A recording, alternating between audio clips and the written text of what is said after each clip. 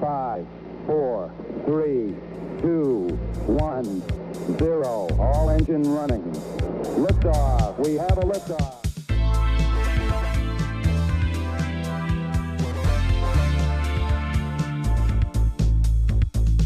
You're listening to Tabletop and Beyond with your host, Justin. But before we get started, how was your Geek Week? And co-hosts Dan and Jason. You have to be willing to let the dice help you tell the story. Okay, look, this year I'm going to stop mispronouncing words. Join us as we cover board games to war games and beyond.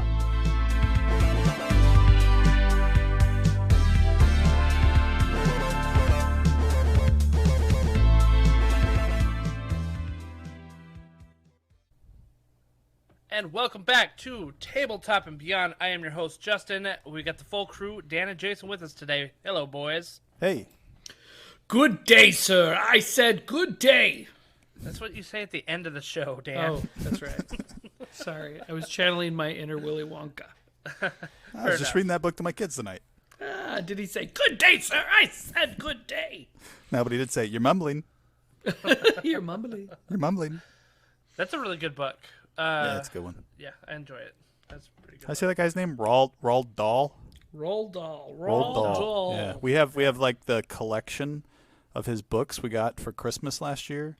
It's like 20 books or something, and so we've been just plowing through them the whole year. Nice. Have you done James and the Giant Peach already? Oh, yeah. Yep.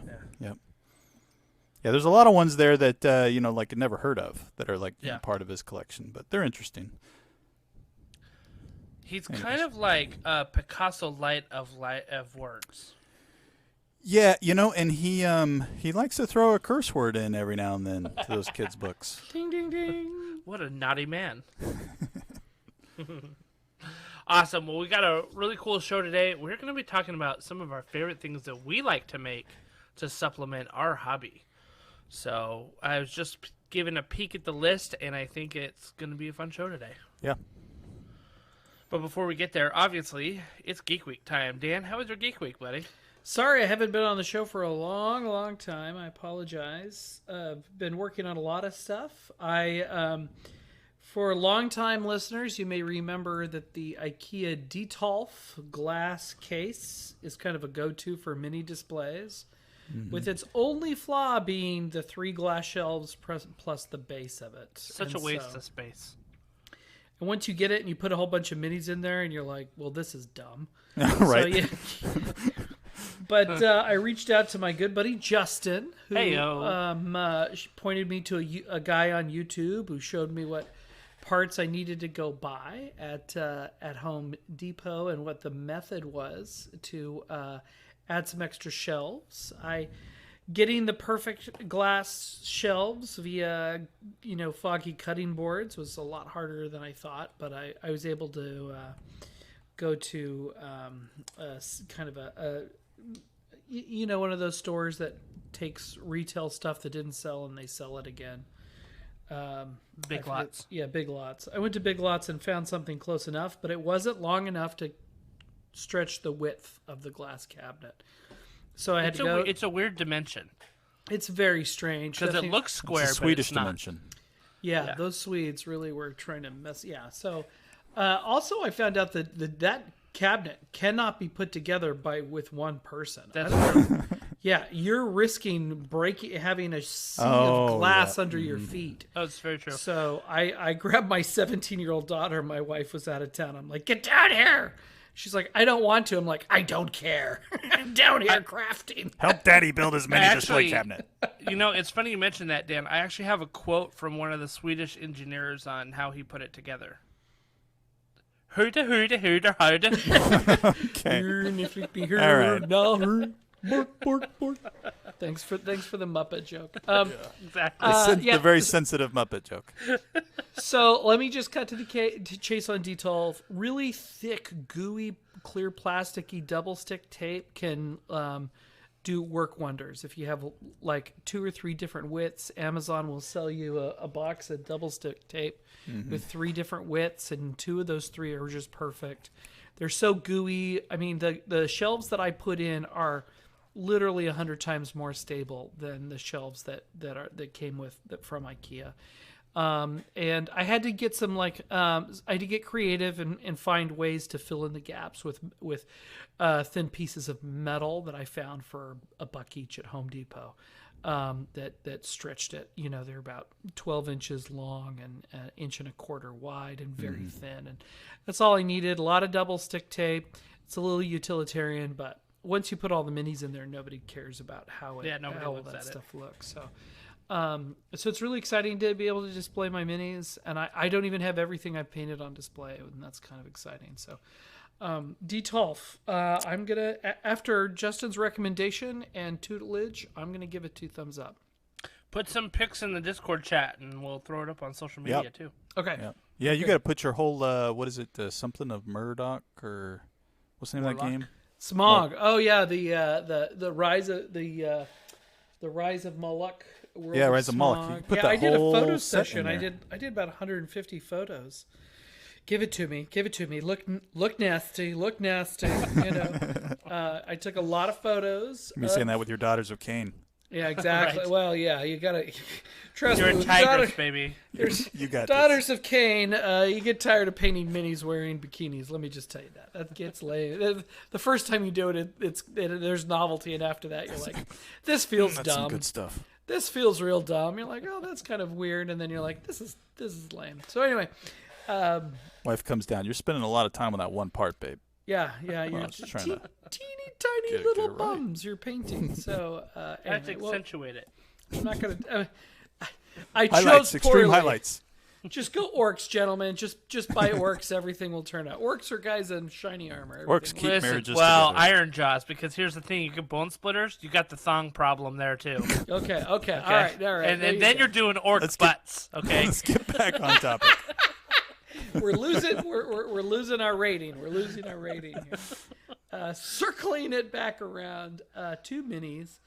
I've really had a great time gluing up. I bought a lot of Star Wars Legion models, and I'm done gluing them up. I think I got 50 or 60 models all glued up right now, and then I just got Mando and Grogu in the mail today, so I got to glue those guys up. But I haven't got them primed or painted yet. I think, guys, when you're getting into a mini game, I hate to say this, All in. You got to go all in, but you also need to understand some of the basics of the game. Because you can overbuy thinking that one box equals one squad. Oh, right. And that's not true. There's different ways to configure squads to where what's in the core set plus one box will pretty much do you fine. If you and there's a right now, the way the game is designed, you can't have more than 3 Mando squads. So I really like Mandos. I want to have 3 Mando squads. I want to have a Mando commander, and I want to have Mando agents running around. But you have to throw in some other throwaway troops as well. And these guys are guys that, the Pikes and guys who work for Black Sun. They look okay, but they're not Mandos. The chattel. But I think I overbuyed by a whole box. Now the plus side to that is I was able to do every single configuration in the box, which is kind of the upside, which is, every weapon configuration You have options. I've got. And then I was able to divide the 3, because the core set comes with the equivalent of 1 box plus 2 boxes.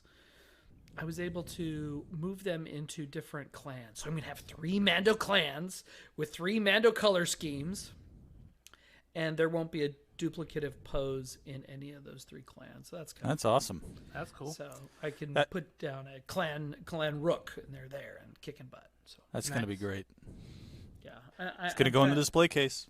Yeah, they're going there, and my kids come down and go, "Whoa, this is great!" And I think I burned a lot of brain cells on the glue, so I'm feeling like I need to glue more for some reason. I don't know why, but no, I'm kidding. So haven't played Star Wars Legion ever. I've spent hours on glue up. I can't wait to move to priming and painting next. Awesome. That's my geek week. Very good. Jason, how was your geek week? So I beat Scorn. Yay! It was a rather short game. I beat it in a total of 7 hours. And I think I said in our Discord chat, I think one of those hours was me leaving the Xbox off and walking away for a little bit. So just leaving it so on. When you posted that in our Discord chat, I was thinking, like, this is one of those games where you're glad that it was on Games Pass. Oh my gosh, yes. Oh my gosh, you know? yes. Had you paid like $40 for that, you probably would have been like, seriously? Yeah, and I'll be honest with you, there's not much replayability because it's a puzzle game. It's a puzzle game first and foremost. And because it's a puzzle game, once you figure the puzzle out, you figure the puzzle out, right? Like, it took me, on some levels, it'd take me like an hour and a half to figure out how to progress through the level. But then I hit a bug. This is actually kind of a little upsetting. I hit a significant bug at the very end of the game that required me to reload and restart the entire last level over again. And I'd spent like 2 hours on this level trying to figure it out. Well, once I had to reload, I got through the entire level all the way to the end of the game in 30 minutes. Just because at that point it's just as fast as the character will move through the level, right? Because I had figured the puzzle out. So I think the replayability is really low. But I will say this, it was a fun journey through an H.R. Geiger nightmare. And it has a neat story. It's not one of those where they actually tell you anything, but you can kind of get a feel for what was going on as you play through the game, and you just observe the levels and the change in the atmosphere around you. Can you just spoil it for me? I'm not going to play it. Just spoil it. Just tell me. Well, dude, just spoil it for all our listeners. Yeah.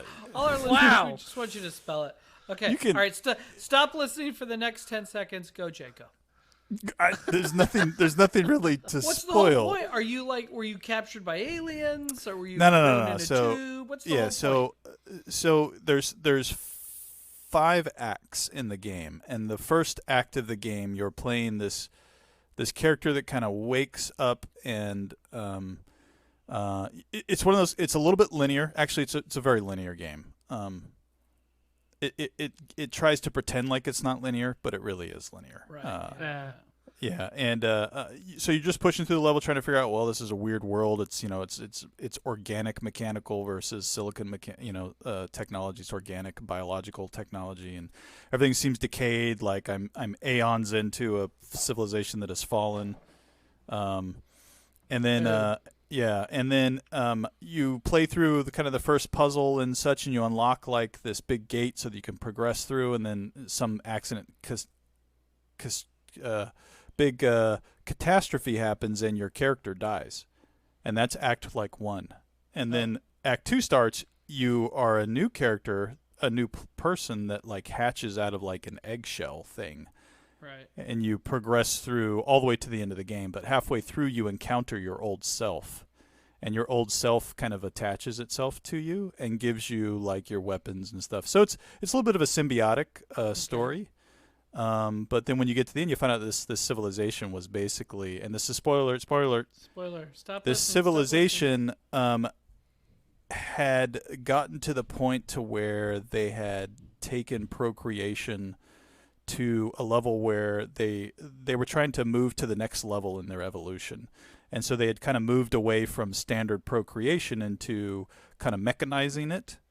And by doing so, That doesn't sound as fun. They kind of failed. They never really achieved. They never really were able to achieve it properly. So it kind of led to like degraded perpetuation of the race. And I think eventually they gave up and they merged everyone into a giant hive mind. And then at the end of the game, you basically you realize that everything you've been doing is pushing your character to this one area of the world where you can try to join the hive mind. And so you're hooking yourself up to the hive mind kind of at the end of the game, and things go south at the end. So it's actually a tragedy story. You don't ever achieve your purpose, but that's kind of the point of the story. It only takes about 5 hours to push through that whole story. And I think look, if this was a $30 game, I would be like, totally cool, totally worth it, because it's a fun kind of silent adventure through a mysterious, weird, and I use weird in the sense of like weird tales, like weird world. That's worth the experience. Would I pay anything over $30 for this? No. Mm-mm. Yeah. Cool. Cool. Well, thanks for the story bit. Because there's so much mystery, and some of us are just not going to play a game like that. Yeah, so. This is one of those games where I'm interested in the logic behind how they got there. Yeah, you could get on to probably in the next month or so, or even now, you could probably get on to YouTube and say "story behind Scorn." And someone's probably summed it up in 15 minutes, with nice pictures and stuff. But that was the first thing I did, so I was pretty proud of myself for accomplishing that. And then the next thing I did is I've actually finally figured out my resin 3D printer that my buddy gave me. I mean, after probably buckets of failed prints to try to get all of the things kind of optimized. There's exposure time, there's what do they call it? Like balancing, not balancing. What's it called, Justin? When you have to kind of make sure that everything's aligned up. Bed leveling. Yeah. Sorry, leveling. Exposure time. There's proper supports. And then this is an interesting one. There's the tightness of the FEP. The FEP is the plastic sheet that sits in between the LCD screen and the actual build plate. And what happens is the resin build plate comes down and squishes kind of against that plastic FEP, and the LCD screen with a very thin layer of resin, the LCD turns on for a long enough exposure time to cure the resin, and then the build plate pulls back just a little bit to kind of snap that off of that FEP, and then pushes back with another little bit of resin. So if that FEP is too tight, when it pulls back, there's too much suction force, and it'll actually yank that cured layer off of the build plate, and it'll stick to the FEP, and then your print's failed from that point forward. Wow. Yeah, so unlike all these tiny little knobs and tweaks, and and the problem is with 3D printing or resin printing, number one, because it's inside the vat, you can't really even see if it's working until probably 30 to 40 minutes into the print. Right. And then, I mean, if that, right? If that, yeah. And then you can't even, and then you're looking in there, you can't even really see. It's it's probably a good 2 to 3 hours to determine whether or not you got the settings right, and then you got to stop, clean the vat, get it all ready again. So it's been a little bit of a painstaking process. I'm not going to lie. At some points, I was ready to throw in the towel, but I was patient. And I got everything to a good place, and now I'm knocking out prints, and they're being successful, and I'm feeling happy. So good times. I will say this one thing. I subscribed to Loot Studios last month, which I thought had an amazing Halloween line for last month. I've never been able to get a single one of their 32 millimeter pre-supported minis to print. I had to take it and put my own supports on, and that's when I started to get success. I downloaded some bases for the orcs that I'm printing, and they came pre-supported, and none of them. I failed every time I tried to use the pre-supports. Yeah, so here's what I noticed. I actually printed, the 32 millimeters are kind of the ones that are the standard tabletop mini sizes, right? Yeah. And those look really good. I got about four or five of those printed right now, and I'm painting them up, and they look gorgeous. My wife even thinks they do. I printed up one of their 75 millimeters, which is the same model, just at a 75 millimeter height, which is like a display height, right? You're not going to play with that. That pre-supported printed perfectly. So I kind of wonder if they just scaled it down without like adjusting the supports really and looking at it. But I don't know. Yeah, that might be. Might be, but really cool. Once I've got it, my kids and my wife look at it like, the thing is amazing. The amount of detail, although my wife is really starting to complain about the smell. Yeah. She's like, are you going to fix that smell problem? I'm like, I don't really know how to. Yeah. I do know how. I just buy less stinky resin, right? I put a little more money into the resin. So I've seen it where you build a exterior box for it, and then that has a vent that goes into like a carbon filter. Yeah, so I've got that. I've got the carbon, from Jim, our friend. He gave it to me, and that helps significantly. But the problem is even when the models have been cured, after the fact, I noticed that I forgot. Well, I didn't forget. I didn't I didn't prime the very bottom of the mini, like the bottom of the base. Yeah, and it's still stink. Just that bottom of the base. Gassing out. Oh my the gosh! Gassing out from the well, bottom. the gas is gone because it's a hollow mini. Or no, but it's exposed. You can to smell the it. air. Yeah, you can smell just that one part. So I would say one way to keep your minis from really keeping that smell is prime every single part of that, even the bottom. Don't forget about the bottom. That's crazy. I have not had that problem with my resin. I think it's also the resin. Like I'm using a translucent green resin from Anycubic, and I've noticed afterwards I got on, and there's a lot of comments that say this resin is really smelly. Yeah. So I'm going to try a different one next time. But anyways, which means you're going to have to dial in your settings all over again. I know, which is because it's like every resin's a little different. Well, there's another solution, Jay, and you're not going to like it, which is put a really solid table out in your garage, open the garage, and put a fan on it. Make it be exterior air. Yeah. Well, you have to do that temperature doesn't solve control the too, mini. because the resin doesn't like to be. The resin wants to be like at room temperature with a small variance around it. Yeah, it's definitely a lot more of an involved process. But I put my really machine cool. in my laundry room and keep the doors closed, and I have less stinky resin. So once I did that, I haven't had a problem. When I was doing it in my basement near where I podcast, like the whole basement was stinking up. Yeah. So, yeah. It's fun stuff though. Yeah, it's good times. Took a while to dial it in. Don't give up, people. It's one of those things where, of all the flaws of PLA, it is kind of a nice balance between lots of different compromises. Yeah. So anyway, cool. All right, that's a lot of geek, Jay. Good job. Well done, sir. What about you, Justin? So Friday night we had a nice Call of Cthulhu session. It was kind of you were. It was a kind of a Halloween thing I wanted to run. I ended up grabbing a couple of starter adventures that were free from Chaosium. The first one was the Haunting that I grabbed. It's in the Chaosium's Quick Start Guide. You can download it straight from their website.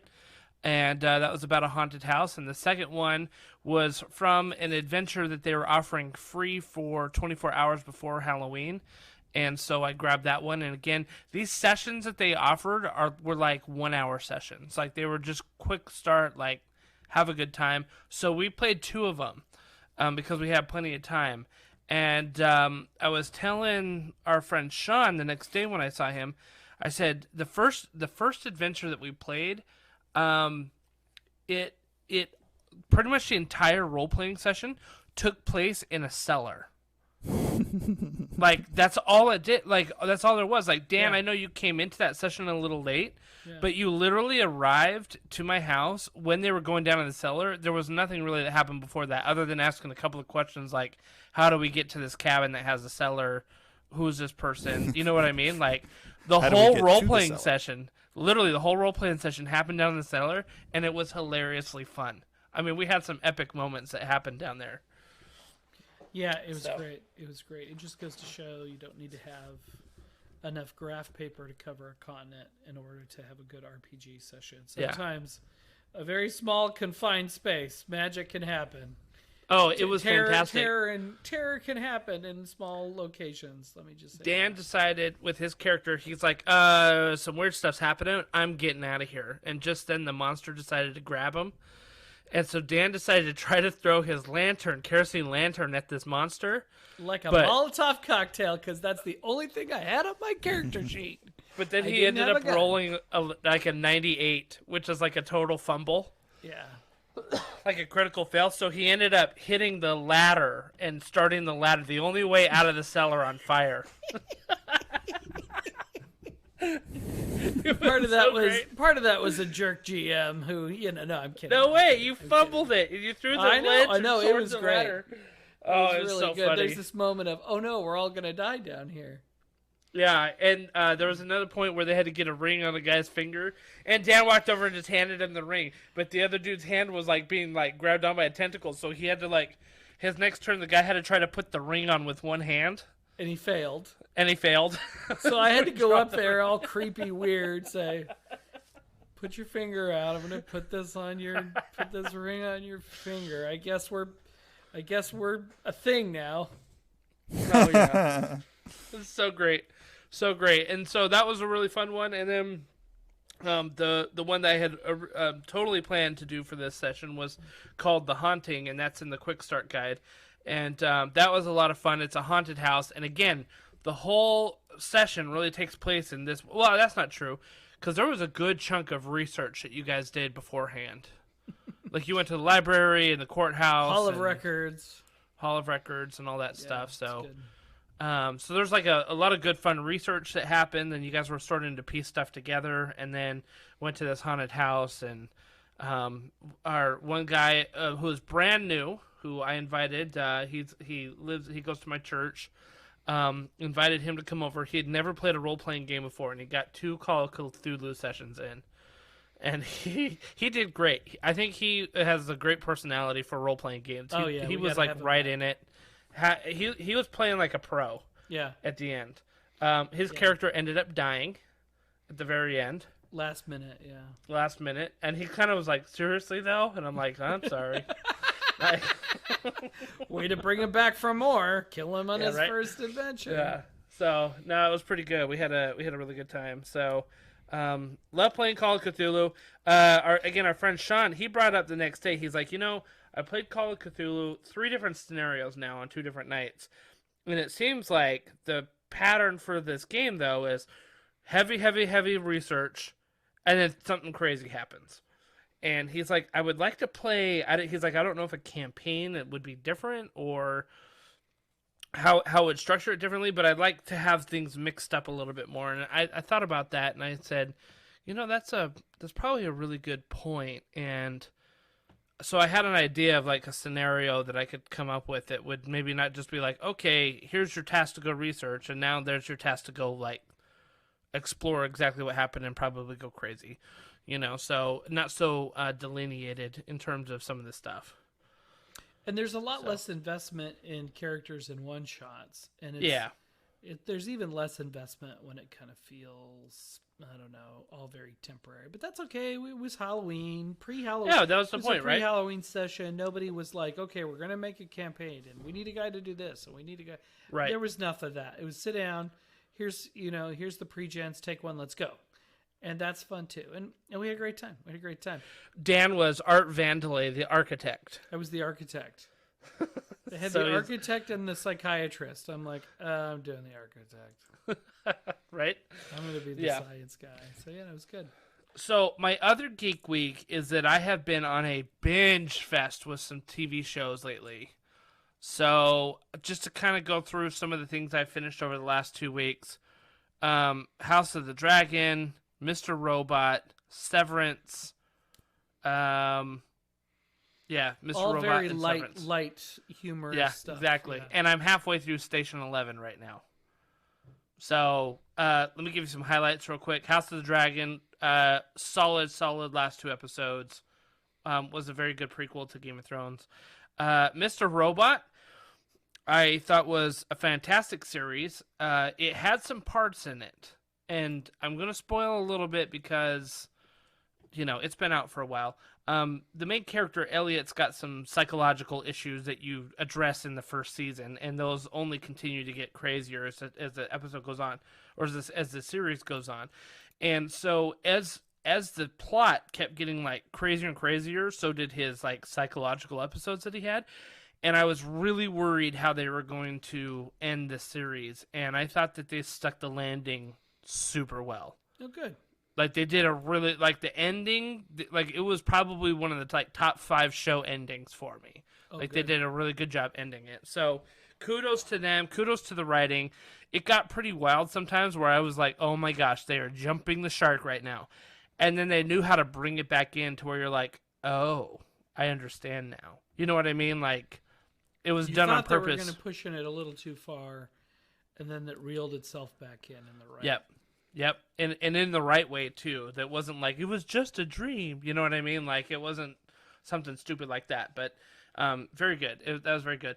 Let me tell you, top on my list here, though, guys, was Severance. Have you seen that show, Dan? No, I really want to. It has Adam Scott. I like Adam Scott from Parks and Rec. I've seen a few of the episodes, so don't spoil it yet. Oh, I won't spoil it. I mean, the premise of the show, right, is that like you can get this procedure where you can basically have a work persona and then a home persona, so that when you go to work, you go down in this this is all in the trailer, guys, so I'm not spoiling anything.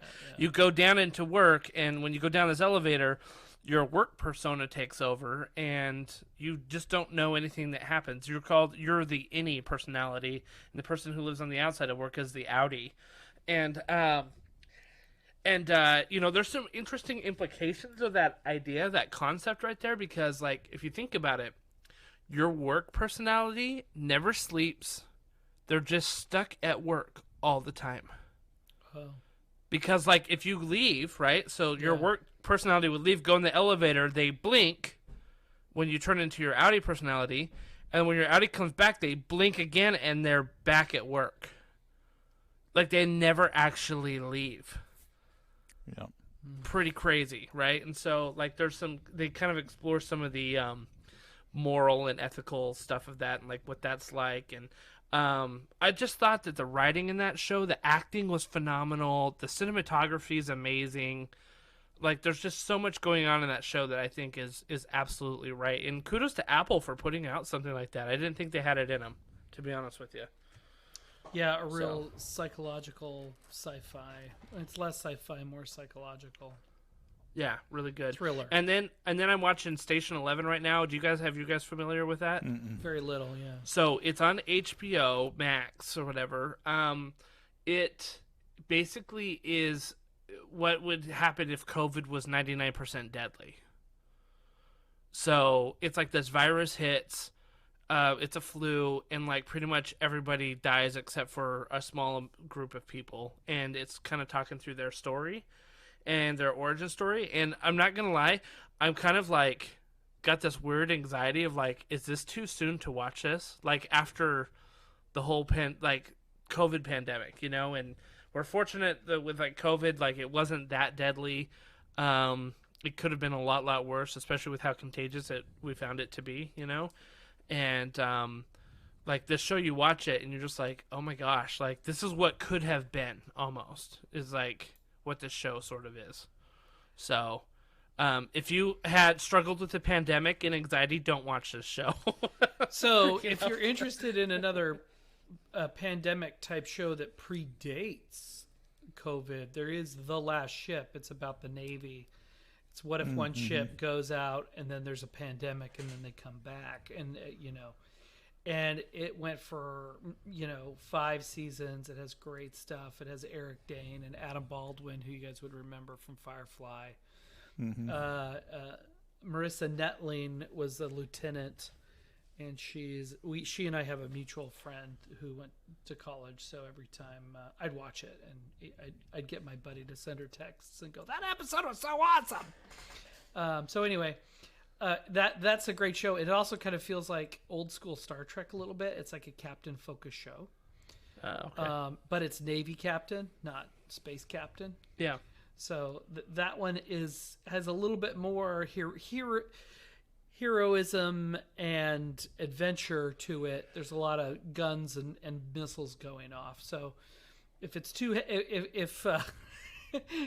if Justin's version is something you want to do, but it's a little too heavy, give The Last Ship a try. It's pretty cool, and it's been done for years. It's been over for years. They went 5 seasons. So. Nice. Anyway. So yeah, that was that's kind of my geek week. Just binged a lot of shows, played some Cthulhu. I've been doing other stuff, painting and things like that. So, but that's for another podcast. You have a wonderful life. Yeah, with the geek week done, that brings us to our next segment, the geek news. The geek news, and news is an important thing for us all.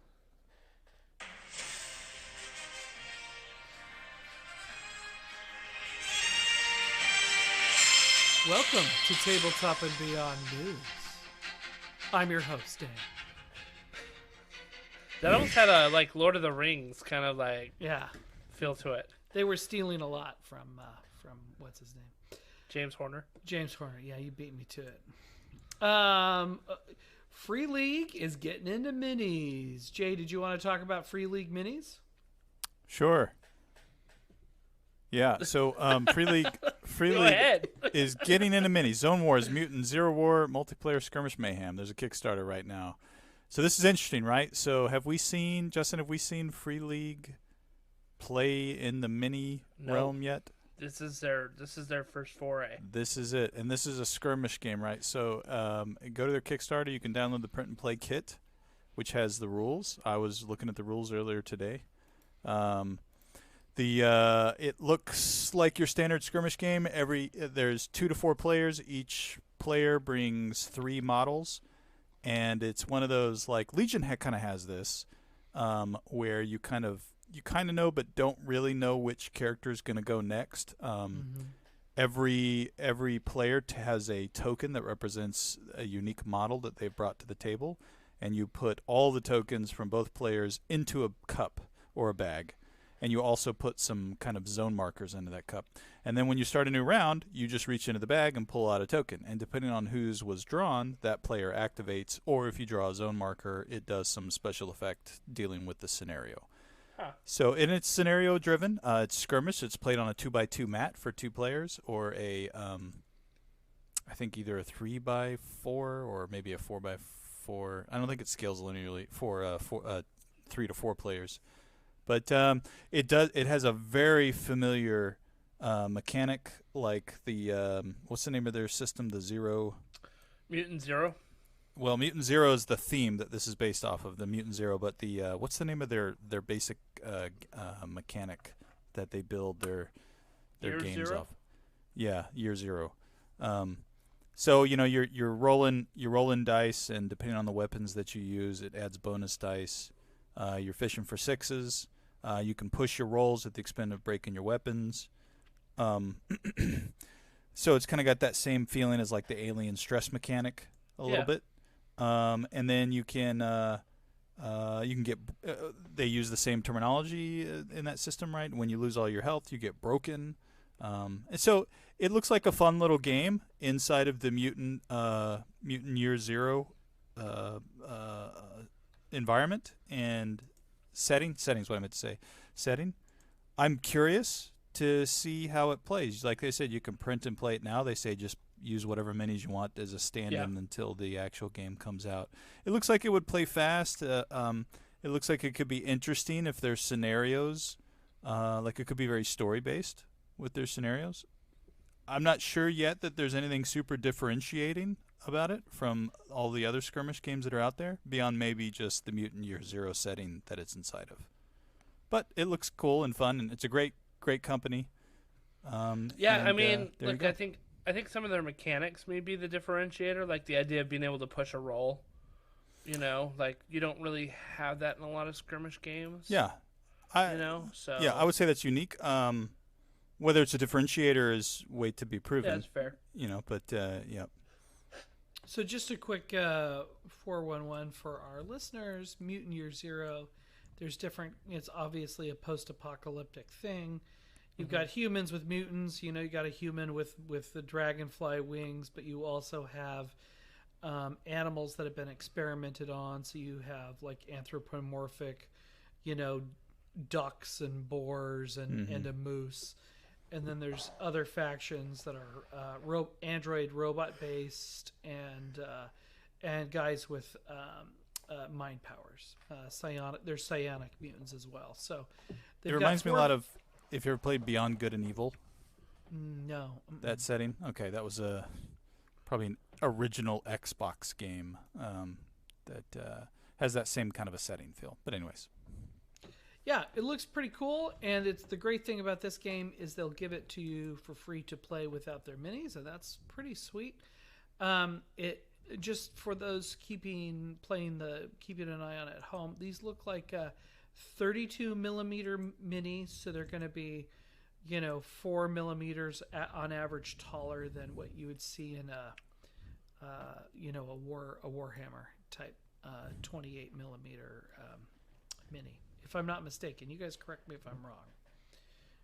I can't ever remember if Warhammer is 32 or 28. I'm pretty sure they're 28 because I invested in a lot of 27s back in the day when Wizards of the Coast did their D&D and Star Wars minis in 27. But they're that weird 28 millimeter but hero scale. Yeah, they are hero scale. So these are 32. So you might find that just when you get the minis and they show up, if you back them as a Kickstarter, they might be a little taller and they may not auto match with maybe some other games you're playing.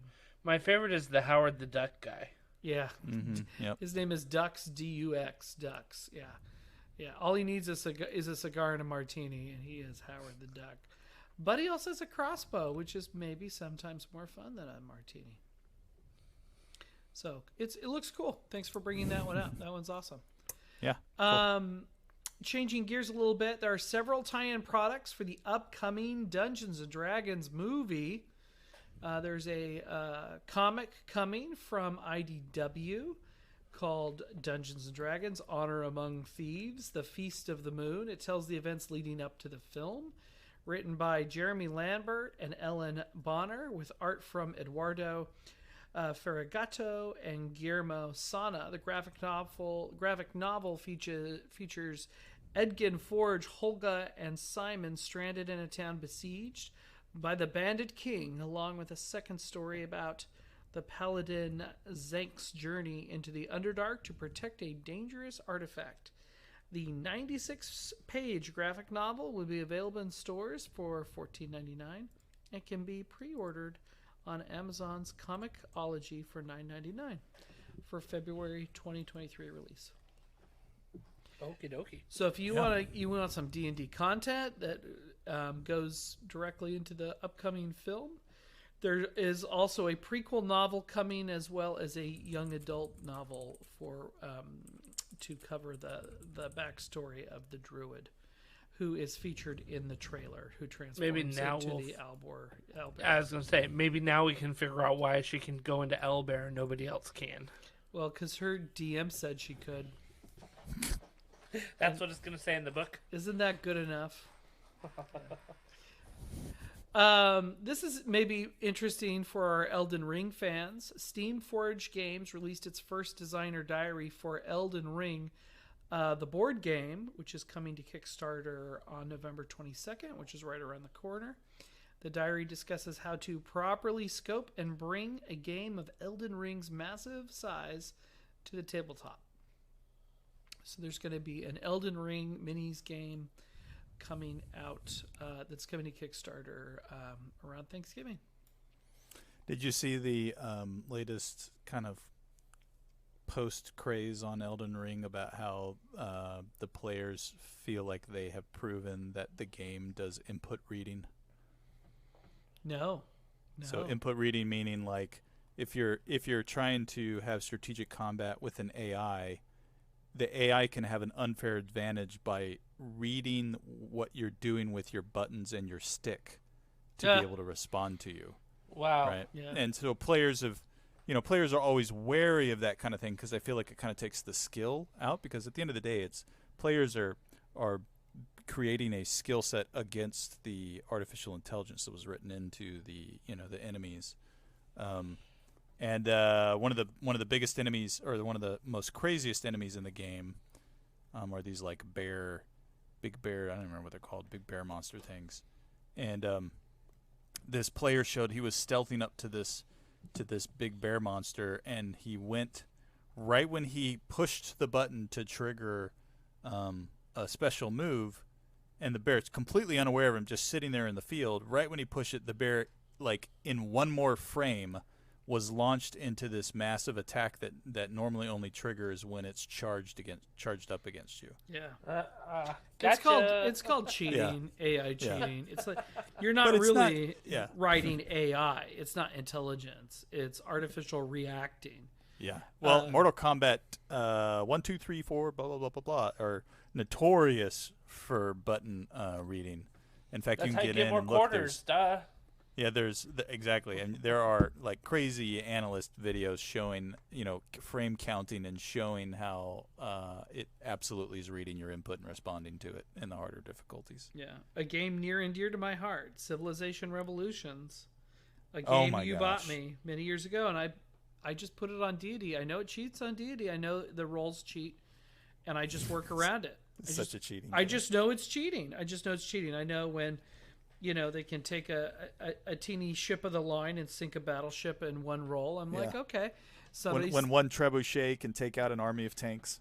Yeah. That's my favorite. Their finger is on the their thumb is on the scale in a couple of places, and so I got to know the AI so well. I know how to manipulate it, but that becomes part of the difficulty. And it's not the difficulty of playing the game; it's difficulty of you're playing against the game designers. Yeah, there you go. Which is very weird. It's the game in the game. It's the game within the game. Yeah. So cool. All right. Well, that does it for the news, folks, and I'm still here. Very good. Very good. All right. Well, let's get to our main topic, which are our favorite things to make that supplement our gaming. So this kind of borders into the hobby realm, things that we actually like to craft. It's not just like a cool Instagram post. I mean, you can make those. They're cool and all, but these are actual hobby things that we use to supplement our gaming. So, Jason, why don't you kick us off with our first one? My first one, I love making terrain. I like to play games that have themed terrain. It helps with immersion. And a lot of these games you'll get, even with the Kill Team boards and the Warcry, you get these boards which are cool, but they're at the end of the day they're just flat, right? They're they're one-dimensional in terms of pictorial on a plane surface. And so I love to make, whether it's just making a rough floor that has some texture to it, or making walls out of foam. I think it's really cool. There's a lot of communities I follow on Facebook and Instagram that do like foam modeling that make really amazing sets and environments out of like stupid cheap foam. And I just think it's really neat, and it really is cool to show immersion in a game and to take any of the games you're playing to the next level. And I think that terrain can be, and this could be as easy as taking stuff that's in a game box and just painting it, or just doing something to spice up the terrain that comes with. So, in a lot of games they'll do this. You can buy like little doors, right? So rather than like a chip, a little cardboard chip that represents a door, you have a little 3D door you can put on the board. I think that stuff's really cool, and it really helps augment the game. Absolutely. And Black Magic Studios? Is that the one? Black Craft Studios? Mm-hmm. Yep, Black. Is it Black Craft Studios or Black Magic Craft? I think Anyways, it's Black Magic Craft maybe. Yeah. He has a lot of really good ones, like how to build good rocks and trees and Black Magic Craft. Like Yep. Yeah, Black Magic Craft. He's really good at it. Yep. Yeah, and his videos are really easy to kind of follow along and be able to do some of this stuff. So. It's not super. That's the thing. It's not really that expensive. You're just using everyday stuff around that you can get at Home Depot or Lowe's or, whatever your hobby store is. Super cheap. So I struggle with like creativity with some of that stuff. I don't see a foam board and instantly picture like rocks and things like that. And so having some of these YouTube channels helps a lot. Give me direction on like how I can see these things and visualize it, Yeah, and I think it's okay to copy. It's okay to copy to help get your brain juices flowing. Yeah, definitely. And once you get like a couple in the bag, then you're like, I kind of built this last time. I can do a variation of it to do something a little bit differently. So I think terrain's a good one. And you've done molding before too, right? With Hearst stuff. Yeah, I've done a lot of. I have several molds from Hearst. I make my own molds when I make things. It's really a lot of fun to just create, and I do molds for my own molds for bases when I make bases. And bases are another thing that can add kind of a terrain and immersion feel underneath your characters. You don't just have that flat base, but molds, foam. And you can buy mold kits for like terrain, like rocks and mountainsides. You can go to Amazon, because that's big in like the hobbyist the train hobby world. But a lot of stuff is scaled just well for board game minis and that kind of stuff. So yeah, it's really easy or to like do that. I know a lot of people, if they want to do a jungle board, they'll go to the pet shop and pick up a whole bunch of aquatic plants. Yeah, from like the fish tank aquarium tanks, and stuff. Yeah. Mm-hmm. It just adds flavor and color to your board, and it just makes it more fun to play. I've brought my kids down to play things before, and like the games that they would never play if it was just a flat board and a dice and minis. But if you put a bunch of like weird trees and stuff over it, all of a sudden they want to play with it. Now, have you done 3D printing of terrain? I did with my FDM printer. I haven't done it with the resin one yet. I'm gonna, but the Loot Studios kit I got actually had some really cool walls for like a gothic feel, which I think will be very, very useful. But with the FDM, I printed, was it printablescenery.com? Makes like full up like villages of different themes, of different eras. So that's a really great place to go if you do 3D printing. You want to get some terrain, just beautiful, beautiful models that you can print. And they're designed to be printed. So I've had very little failure printing those when I did them with my FDM. Yeah, very cool. So let me circle back to these Hearsts. For those who aren't aware, it's basically a silicone mold that you pour a plaster into, and then when it dries, you have a piece of terrain, and then you prime it and paint it. Correct? Yes, but I would say while those molds were made for plaster, several years ago, I would say that people should really be using resin. Because you can get fast cure resin that cures in like you mix it together. It's got like a 30-second pot time, which means once you mix the two parts, you got 30 seconds to pour it in the mold. Yeah. And then it cures in 15 minutes. Oh, okay. And then you can pop it out, and you can just keep doing it. If you do the dental plaster route, which is how a lot of people do, whether you do plaster of Paris or dental plasters or any of those kind of things. Because that's the legacy way of doing it. Yeah, that's the legacy. Those things take like 2 to 3 hours to dry. Yeah. So yeah, do the resin mold now. And the resins are not. The resins they're hard. They're harder than the plaster, but they don't destroy the molds like they used to. Oh, really? Okay. Yeah, they used to. Hearst would tell you this. He'd say, you can use resins, but you're not going to get as many casts. I haven't found that to actually be a problem recently with a lot of the like Smooth On is a brand that makes a fast acting resin that I've had a lot of success with. So just for our listeners, you can go to Hearst Arts, HIRSTARTS.com. That's HIRSTARTS.com, and you can find, castle molds, Gothic molds, Fieldstone, sci-fi, Roman, all kinds of really interesting stuff. And it looks like each mold runs for about $34. But from what I'm hearing from Jay, he's gotten a lot of use out of all of his molds. Yeah, and they've got fantasy molds, they've got sci-fi. You can do a lot of stuff. In fact, I still have it in my bucket list to make the tiles for your battle stations game. Oh man! And those he's got great molds that are perfect for that. We're gonna have to rub our hands together and figure out a way. Come up with an evil plan to do that. Yeah. Yeah, we should totally do it. Get me involved. I'm there. And one thing I will say about the Hearst stuff, I mean, it's cool to 3D print this stuff. I think it's sometimes a little bit faster, and you can sometimes customize it a little bit more than the molds. But the nice thing about those molds is when they come out, they have heft. Like, they sit on your table well. They're done. Right? That was one of my issues with the FDM printers, is when I'd print terrain, like, they were really light because they were totally hollow. Yeah. And so, like, it was like you bump it a little bit and it would move. But some of these Hearst things, you bump it, like, they're not going anywhere. They'll be fine.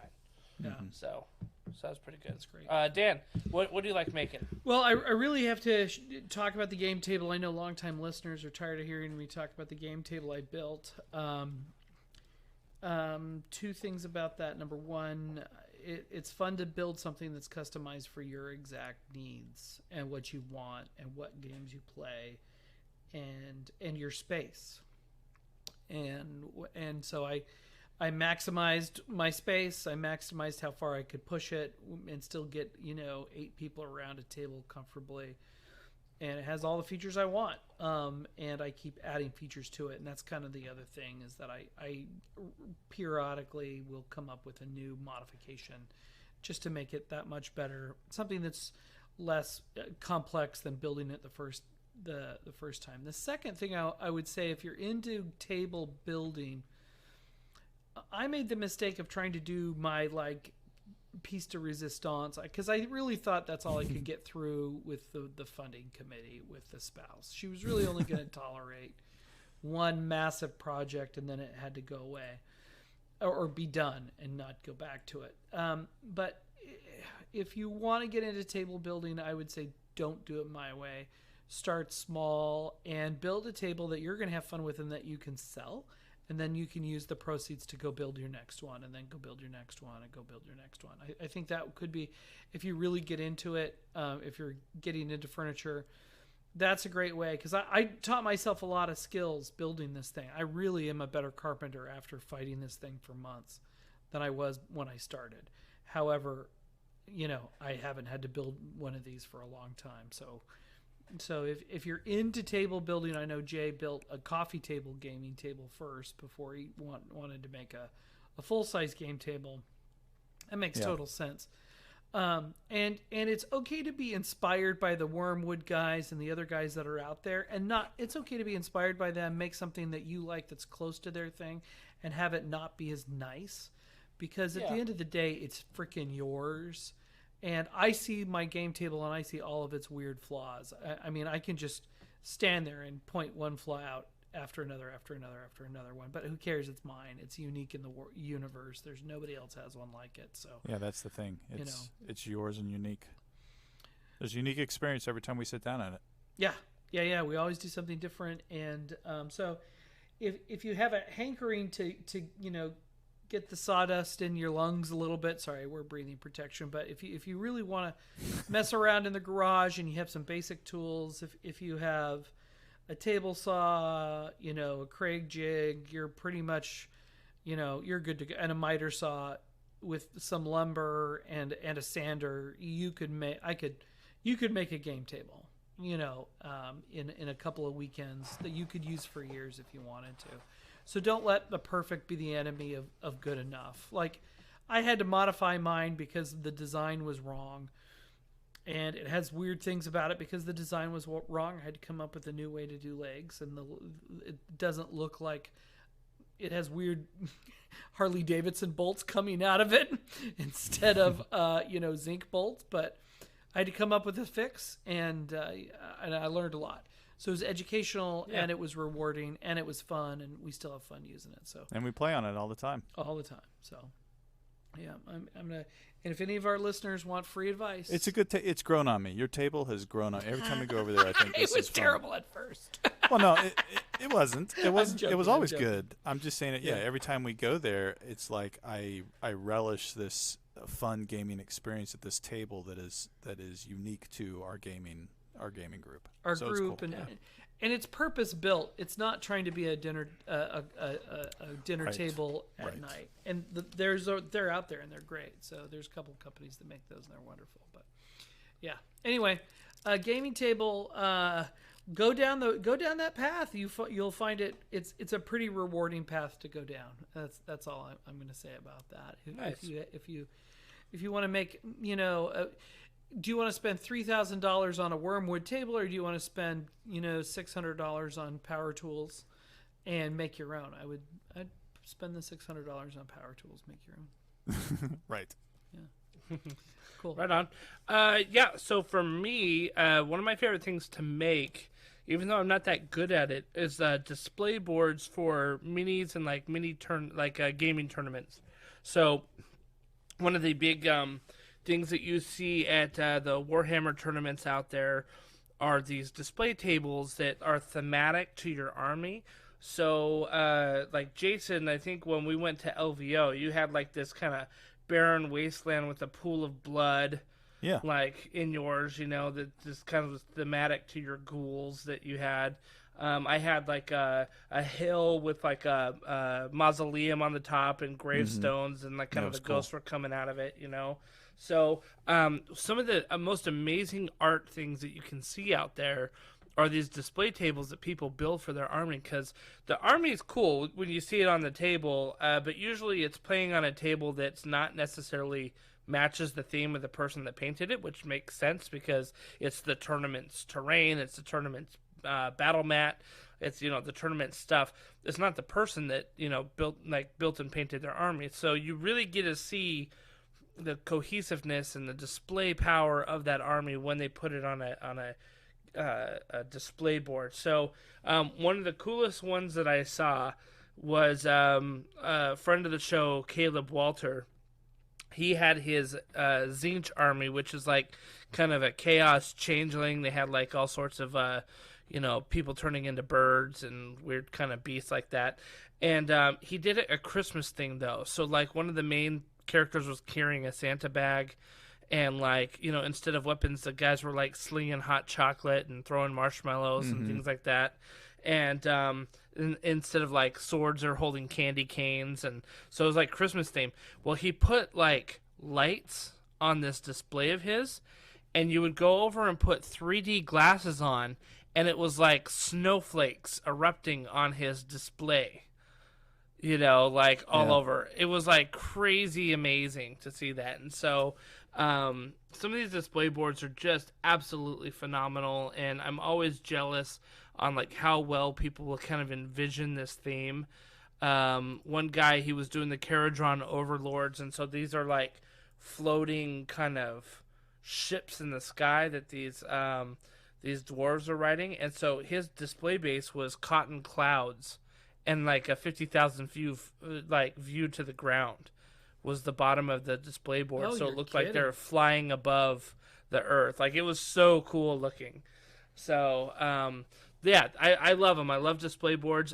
What I like too was that we saw that these came into play when we had our Warcry tournament at Nova Open. We had a couple of guys, Jason, that had display boards there that I thought looked pretty cool. So yeah, it was really amazing, and I think that's one way to enhance and really lean in thematically to whatever miniatures you're painting or army you're doing.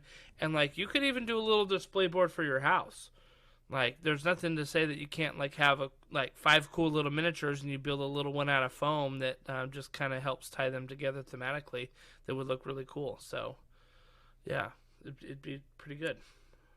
Yeah, I think they really add a lot of I don't want to say immersion, because immersion is kind of when you're playing a game, but theme to an army when you set it up and look at it. Helps you takes me places when I look at the display board. Yeah, you'll even see them like during the Capital Palette, like at the Nova Open, when there's the squad category. It's like a group of like 5 miniatures that like are fighting together. People will throw a display board on that because that like helps tell the story of where they're at and what they're doing. So, and then it also ties in with their bases too, right? So their bases don't seem like they're just standing out in the middle of nowhere. Yep. So yeah, it's pretty good. All right, Jason, what's your second one?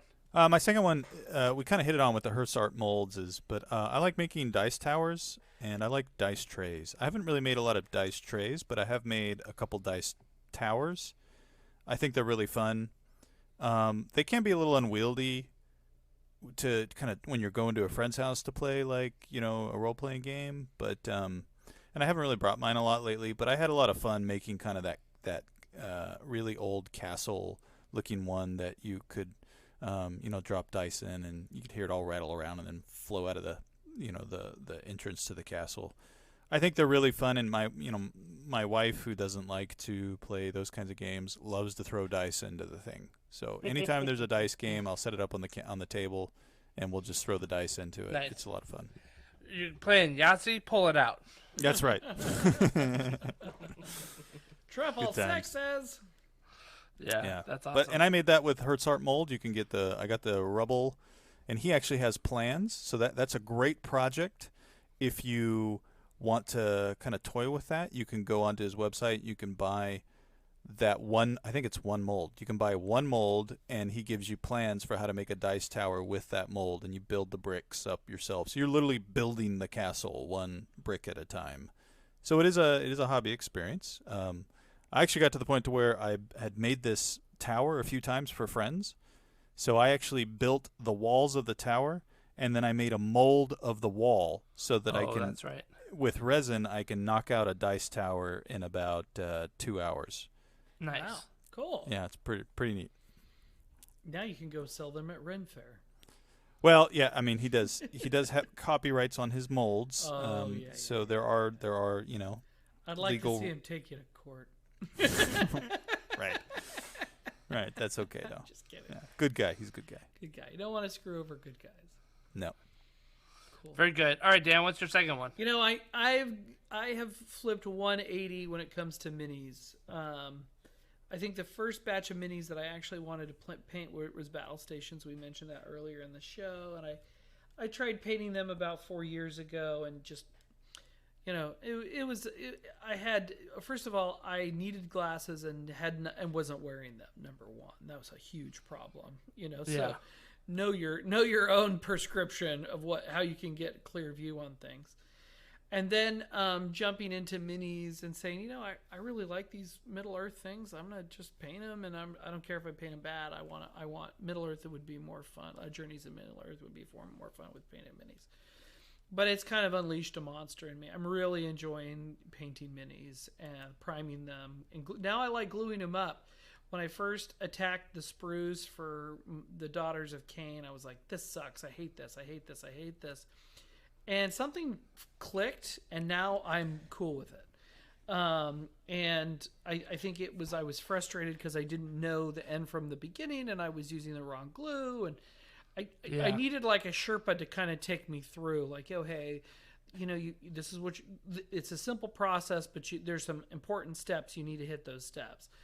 And I was posting a lot of pissed off posts on Discord going, I hate this crap. I hate this crap. You guys are the worst friends ever. And then you guys are like, dude, take it down a notch.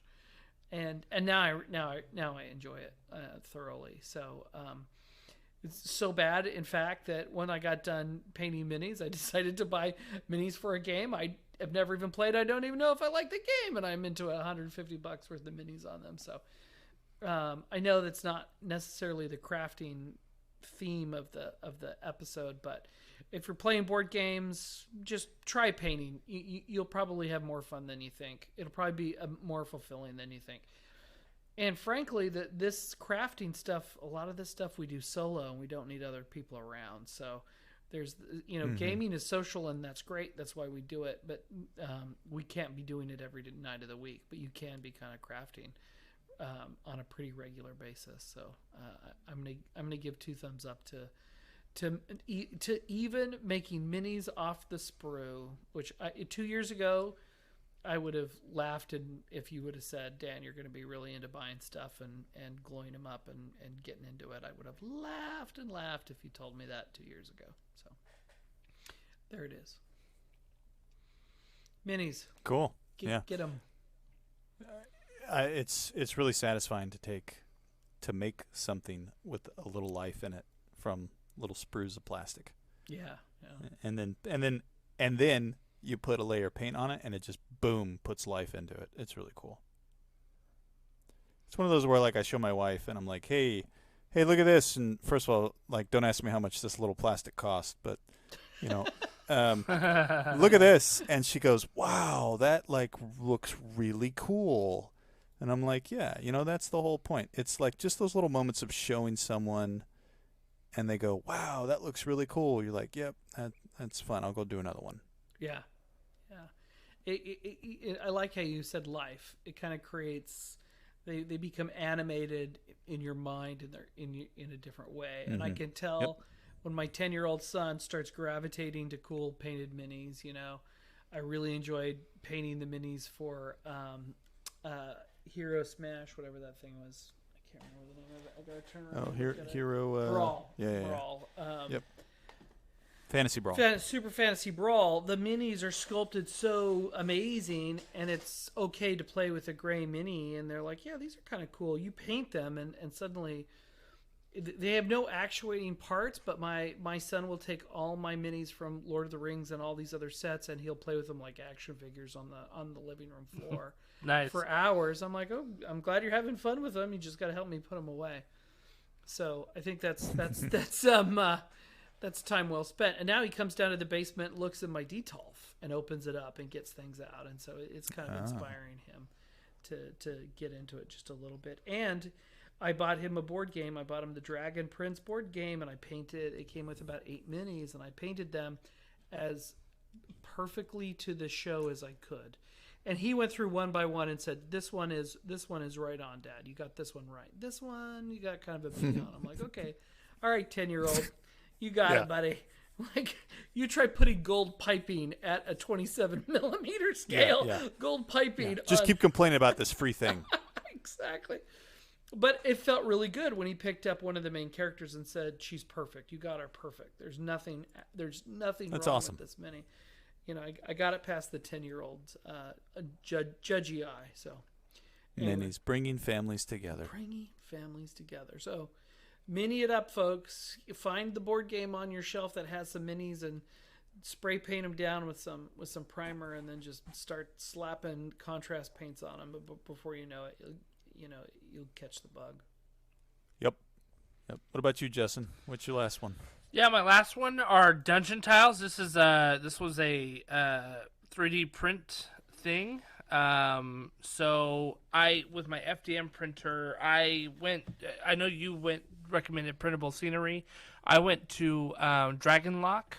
Mm-hmm. I liked their tiles and their system that they had. So you would print out basically a 2-inch by 2-inch square, and then you would have this lock mechanism that would hook it to another one. And so it became basically kind of a connector thing that you could make all of these dungeon tiles. So there's some pros and cons to it. I liked it. The problem was that to have a decently large dungeon, you needed to print out a crap ton of tiles. Mm-hmm. It required a lot of tiles for a decently sized dungeon. And so that was a lot of filament. It was a lot of time. It was making sure your bed was level after every print. It was making sure that, everything was going on. And then I took the time to paint a lot of it too. So, that was kind of spray primer and then going through and painting it. So it was a lot of time and effort to put into those dungeon tiles. And the problem is with some of them, you couldn't adjust them on the fly very quickly without being okay, guys, we're going to take 15 minutes while I put this together. And then you kind of just show the whole dungeon as it's going to look. And people are okay, well, we know where the bad guy's going to be. Right, you that's can see, thing. huge room that you're okay, so. You could lay, a black cloth over the back end, but you still know where to go. So. Yeah, so, but it's like a map, too. You show a map of the dungeon, and people are going to know, what's what, right? So, yeah, it's not that big a deal. So it was good. I enjoyed it. I liked using it. I think that it'd be more fun if I had a much bigger table. I think it'd be more fun if I had more time and more printers working at once. It could be a very cool immersion thing to have the printer go out. I felt like it wasn't as. I'm kind of down on this right now. This might be one of my favorite things, but I think it was really cool for immersion. Once you got it up and it working, it was very cool and it was a natural place for miniatures. But there was a lot of work that went into putting it together, I guess. So. There is, and I did it too. I did, which I think is from, I think the company's Fat Dragon. Yeah, Fat Dragon Games. Yeah. I did several as well when I was kind of making some fun terrain, and I found that with the FDM, when you just had a couple tiles that you would put together, they would lock in okay. But a tiny bend or a tiny warp in one tile, 5 tiles down the road would start to really deviate. Yeah. And you'd really have to snap them together hard to kind of keep the bed level or the plane surface level. So I had a problem with warping, but I think that was just a general problem with FDMs. But I thought it was cool that one time that we did play it with the big sewer thing that you did. You built a big sewer that we were diving into and running around. So it's fun. Yeah, I thought it was pretty good. So yeah, I thought it was fun. So I would recommend it. If you want to do it, because it ended up being pretty cool. But if you don't want to do it, that's up to you, man. Yeah. Yeah. So If you don't want to do it, then don't do it. Then I do have an honorable mention. I'm going to get into building wood boxes because I have some. One of the extra supplements of minis for one of the expansions I got just came in brown cardboard, and I've needed to build boxes for kind of like heirloom nativity sets and stuff like that. And so that has been my goal. I have everything in my garage now to build some bespoke, nice wood boxes for games. And that's the next hill I'm climbing in my crafting for you could be the next Broken Token. Nice. No, I'm not doing inserts. I'm building the box for the game. Well, yeah, like take it up a notch. Like an external game box. Everybody keeps wanting to build the internals of it, and for me, it's like no. You got to have a nice bespoke, lacquered, stained thing that looks like it's there to last 100 years, not last until the cardboard gets wet. Wow. So I'm gonna mess with that. That's the next one I'm gonna do. Very cool. All right, folks. Yeah, sounds good. Yeah, I think that takes us to the end. So, for all those that are looking to supplement their games and their crafting abilities, like there's a lot of resources out there. We totally recommend that you check it out. And there's a myriad of things that you can do to enhance your games that would really spice up the effort. So go ahead and check it out. If you've got any questions, hit us up on social media. Like we've done some of this stuff before, and we've had a couple of guys jump into our Discord chat and ask us about some of these things. Like it'd be, we're always happy to help and give recommendations about 3D printing, about FDM printing, about crafts in general, and things that have worked for us and haven't worked for us. Like I think we had one guy say, like, how do I strip a mini of all their paint? And one of our resident Warhammer players, he was like, oh buddy, let me tell you, this is how you do it, and saved him a lot of grief because we got a lot of experience in the chat. So come and join us, and until next time, keep all the dice rolling. So have a great night, everybody. Yep, have a good night. Thanks for listening. See you soon.